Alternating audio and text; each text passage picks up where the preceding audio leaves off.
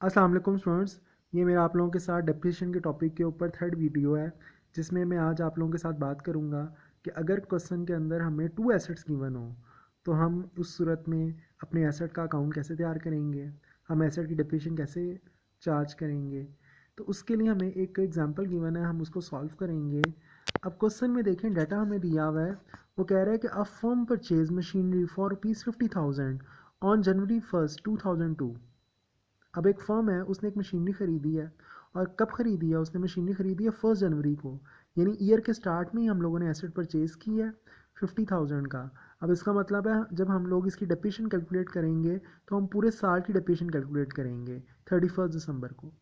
It purchased additional machinery for ₹22,500 and spent ₹2,500 on 1 July 2003। अब जो firm है उसने 2003 में एक और मशीनरी परचेज़ की है, सेकंड मशीनरी परचेज़ की है 22,500 की, और 2,500 उसने उसके ऊपर और लगा दिया है। इसका मतलब मशीनरी की टोटल कीमत हो गई 25,000। तो जब 2003 आएगा तो हमारे पास टू एसेट्स हो जाएंगे, एक एसेट वो जो हम लोगों ने 2002 में ख़रीदा था, और एक वो जो 2003 में हम लोग परचेज़ करेंगे। The firm financial year close on 31 दिसंबर, और जो फर्म का जो फाइनेंशियल ईयर है, जो फर्म जो अपने ईयर को एंड करती है, वो 31 दिसंबर को एंड करती है। Depreciation is charge at 15% per annum on fix installment method. अब इससे पहले जो एग्जाम्पल 1 हम लोगों ने की थी उसके अंदर 10% डेप्रिसिएशन का रेट दिया हुआ था, यहाँ पे हम लोगों को 15% डेप्रिसिएशन का रेट गिवन है, लेकिन मेथड वही है फिक्स इंस्टॉलमेंट मेथड, जिसके अंदर हम डेप्रिसिएशन एसेट की ओरिजिनल वैल्यू पे निकालते थे, जिसमें हमने एसेट को परचेज किया होता था। Prepare machinery count 4 year. अब हम लोगों ने मशीनरी का लेजर तैयार करना है, और जो मशीनरी का लेजर तैयार करना है वो हम लोगों ने 4 ईयर का तैयार करना है। ठीक है, अब देखिए सबसे पहले क्वेश्चन में मशीनरी काउंट की हम लोग हेडिंग देंगे। हेडिंग देने के बाद सबसे पहले फर्स्ट ईयर में 2002 के अंदर जब हम लोग 50,000 की मशीनरी परचेज करेंगे तो हम एंट्री क्या पास करेंगे, मशीनरी टू कैश या मशीनरी टू बैंक। अब हमारी मर्ज़ी, हम कैश का वर्ड भी यूज़ कर सकते हैं, बैंक का वर्ड भी यूज़ कर सकते हैं। अब मशीनरी हमारा डेबिट हो रहा है तो डेबिट साइड पे जाके उसने यहाँ पे कैश अकाउंट मेंशन किया हुआ है, ईयर डेट के कॉलम में 2002 1 जनवरी लिखा हुआ है, और मशीनरी की कीमत कितनी है 50,000। अब देखें हम लोग क्या करेंगे, ईयर एंड पे मशीनरी की डेप्रिसिएशन चार्ज करेंगे।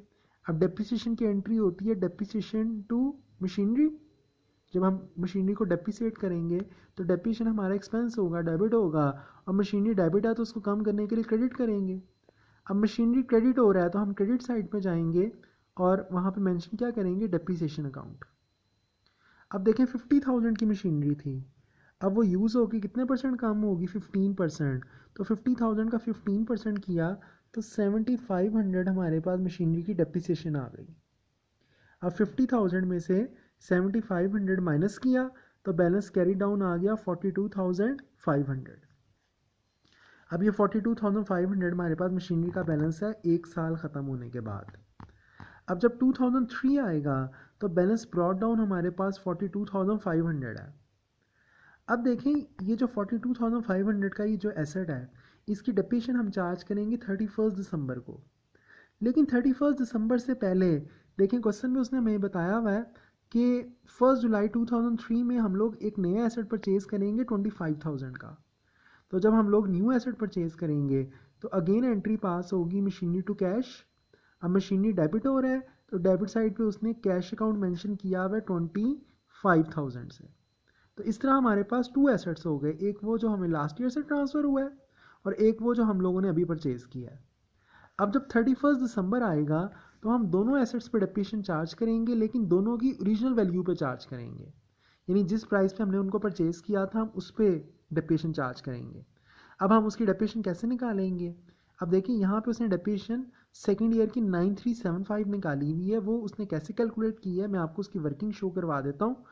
कि देखें जब सेकेंड ईयर आपके पास आएगा 31 दिसंबर 2003, तो फर्स्ट एसेट जो हम लोगों ने 50,000 का परचेज़ किया था उस पर 31 दिसंबर को फुल ईयर डेप्रिसिएशन चार्ज होगी, यानी हम उसका 15% करेंगे तो हमारे पास डेप्रिसिएशन आएगी 7,500।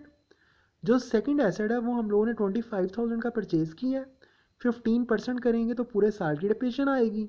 लेकिन फिर जब हम उसका 6/12 करेंगे तो वो डेप्रिसिएशन 6 मंथ्स में कन्वर्ट हो जाएगी, क्योंकि जब हम लोगों ने एसेट 1 जुलाई को ख़रीदा होगा तो दिसंबर तक 6 मंथ्स की डेप्रिसिएशन हम लोगों ने उसकी चार्ज करनी है, क्योंकि जून तक 6 महीने तो गुजर चुके थे। अब ये दोनों एसेट्स की डेप्रिसिएशन का हम टोटल करेंगे तो वो 9375 आएगा।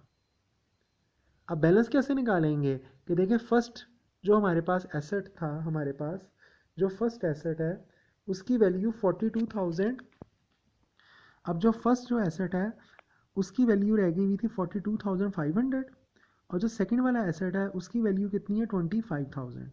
इन दोनों को हम प्लस करेंगे, जो टोटल बना उसमें से 9375 डेप्रिसिएशन माइनस करेंगे तो 58125 हमारे पास आंसर आएगा।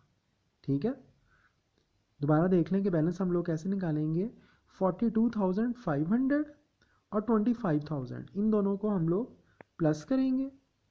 ठीक है, जो हमारे पास टोटल बनेगा उसमें से 9375 माइनस करेंगे तो हमारे पास बैलेंस कैरी डाउन 58125 आ जाएगा।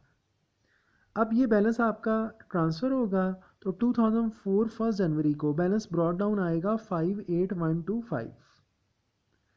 अब ये जो 58125 ये जो हमारे पास बैलेंस आ गया, अब ये बैलेंस, इस बैलेंस के अंदर दोनों एसेट्स आपके शामिल हैं। एक वो एसेट जो हम लोगों ने 2002 में परचेज़ किया था और एक वो एसेट जो 2003 में परचेज़ किया था।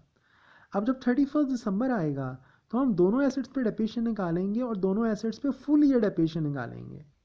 अब वो फुल ईयर कैसे डेप्रिसिएशन निकालेंगे कि देखें, जो फर्स्ट एसेट था उसकी रीजनल वैल्यू कितनी थी 50,000, जो सेकंड एसेट था उसकी रीजनल वैल्यू कितनी थी 25,000। इसका मतलब है अगर हम दोनों को प्लस करें तो 75,000 हो गया। हम 75,000 का 15% करेंगे तो वो हमारे पास 11250 आ जाएगा। अब 58125 में से 11250 माइनस करेंगे तो बैलेंस हमारे पास 46875 आ जाएगा। अब ये एसेट का हमारे पास बैलेंस आ जाएगा आफ्टर 3 ईयर्स।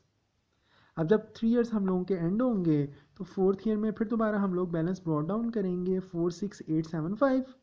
अब जब हमने 4th ईयर की डेप्रिसिएशन निकालनी है तो अगेन हम एसेट की ओरिजिनल वैल्यू पर डेप्रिसिएशन निकालेंगे, यानी फर्स्ट एसेट की ओरिजिनल वैल्यू कितनी है 50,000, सेकंड एसेट की ओरिजिनल वैल्यू कितनी है 25,000, यानी 75,000 का अगेन 15% करेंगे 11250 आ जाएगा।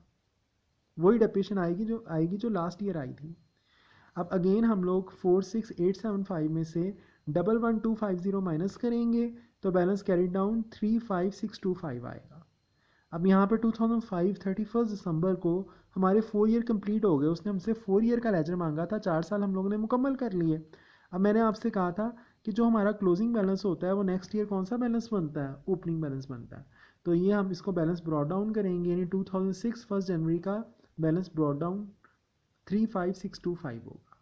यानी वो जितने साल का हमसे लेजर मांगेगा हमने लास्ट ईयर को ब्रॉड डाउन करना होता है, हमेशा शो करना है। तो मेन जो इसमें पॉइंट है ना वो सेकंड ईयर है। अगर आपको सेकंड ईयर सॉल्व करना आ गया तो थर्ड और फोर्थ तो बिल्कुल सिंपल है। यानी सिर्फ सेकंड ईयर में आपने ख्याल रखना है कि जो फर्स्ट ईयर है, जब आपने सेकंड ईयर में जब डेप्रिसिएशन निकालनी है तो जो फर्स्ट जो आपका जो एसेट था उसमें हम लोगों ने फुल ईयर डेप्रिसिएशन ली है और जो सेकंड एसेट था उसमें हमने 6 मंथ्स की डेप्रिसिएशन ली है। ठीक है, और फिर जब हम लोगों ने बैलेंस निकाला तो जो फर्स्ट एसेट आपका कितना, फर्स्ट जो आपका एसेट है वो 42500 है और जो सेकंड जो वाला जो एसेट है वो हमारा 25,000 है।